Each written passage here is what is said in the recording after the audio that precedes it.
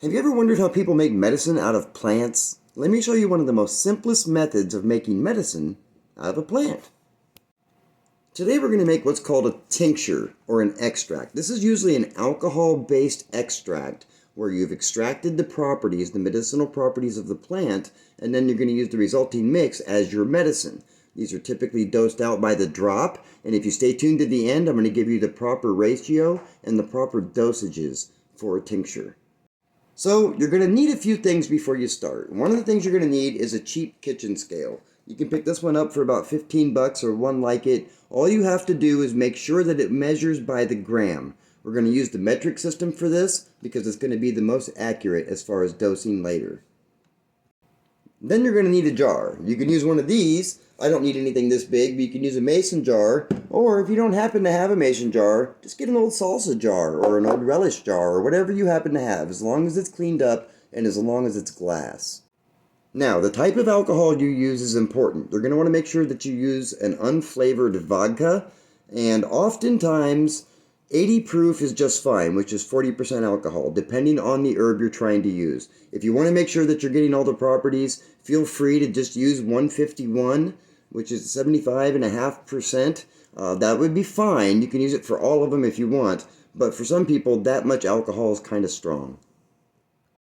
Now, the next thing you're going to need is your herb. You're going to have to pick which herb you want to get the medicinal properties out of. And today we're going to go ahead and I'm going to be doing milk thistle seed. Milk thistle seed is usually sold in one of two ways. You can get milk thistle seed whole, which is like this. It kind of looks like wheat.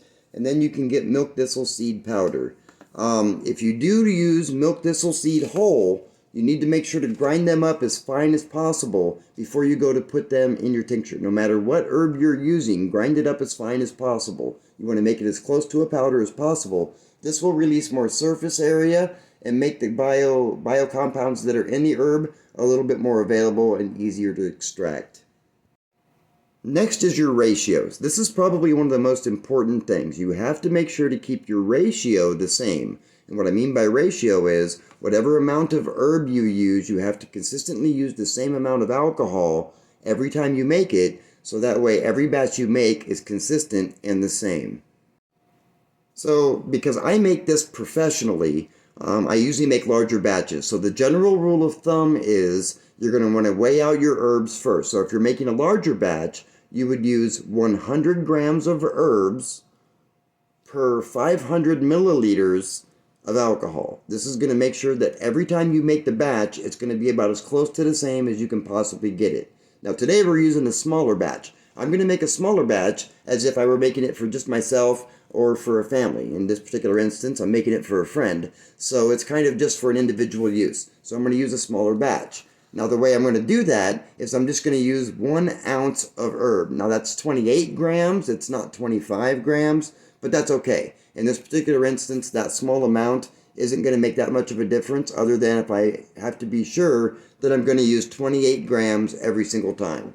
So what you're going to do is you're going to take your 28 grams of herbs, or 25, because I'm making it smaller. I've quartered everything. 28 grams. I'm going to put it in the jar. And then I'm going to take, because it was supposed to be 500 milliliters, I'm going to drop it down to 125 milliliters. That's 1/4. Put 125 milliliters in the herb directly. You put the lid on and you immediately shake it. You got to make sure that your jar is airtight and watertight. Put it in and shake it vigorously. You're going to want to do this for just a minute or two. You don't really need to do it very much. You just want to make sure that nothing's stuck to the bottom, okay?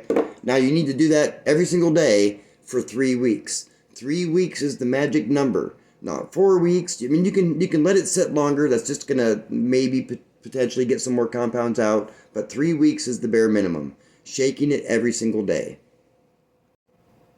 After your tincture is done, you're going to want to strain it out. Now you can use an old cotton t-shirt, you can use cheesecloth. You want to strain it out as fine as humanly possible so that way there is no debris left over.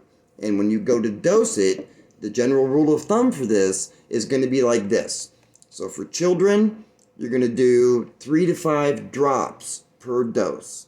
For adults, it's going to be roughly 8 to 10 drops. And a lot of it's going to depend on as you use it. This is essentially a capsule in extract form. What are the different ways that you can use an extract like this?